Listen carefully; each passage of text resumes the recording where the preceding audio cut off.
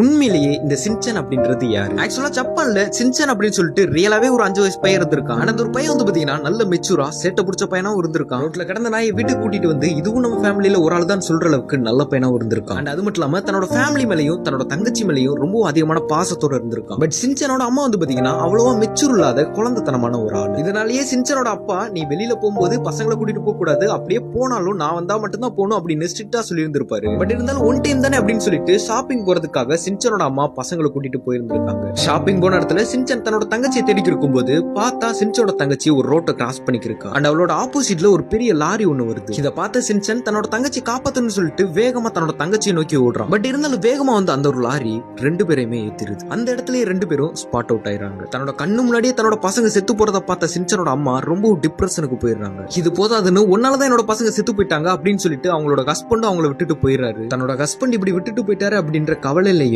பாசமா நம்ம பசங்க தன்னோட கண்ணு முன்னாடியே இறந்து போயிட்டாங்களே அப்படின்ற வேதனையிலையும் அவங்க வீட்டுக்குள்ளேயே முடங்கி போய் நடப்பணமா இருந்துட்டு வந்திருக்காங்க. ரொம்பவும் டிப்ரெஷனோட அவங்க வீட்டுக்குள்ளேயே சுத்தி சுத்தி வந்து இருக்கும்போது அவங்க பையனோட குரல் கேட்க ஆரம்பிக்குது. வீட்டுல எந்த மூலைக்கு போனாலும் அந்த பையனோட குரல் கேட்டுக்கிட்டே இருக்கு. சேட்டை பிடிச்ச அந்த பையனோட விளையாடின விளையாட்டு, குறும்புத்தனமான பேச்சு, இந்த மாதிரி அந்த பையனோட நினைவுகள்லாம் அவங்களுக்கு வந்து வந்து போக ஆரம்பிக்குது. இதையெல்லாம் பார்த்து அந்த பையனோட அம்மா அந்த பையனோட குறும்புத்தனமான விளையாட்டு, வேடிக்கையான பேச்சு, அவனோட நினைவுகள் எல்லாத்தையுமே எழுத்து வடிவமா கொடுக்க ஆரம்பிக்கிறாங்க. இந்த ஸ்கிரிப்ட் எல்லாத்தையும் பார்த்த ஒருத்தர் அந்த பையனோட எல்லா பிஹேவியரும் பிடிச்சு போய் இதை நம்ம மக்கள்கிட்ட எடுத்துட்டு போகணும் அப்படின்னு சொல்லிட்டு சின்சன் அப்படின்ற ஒன்ன உருவாக்குறாரு.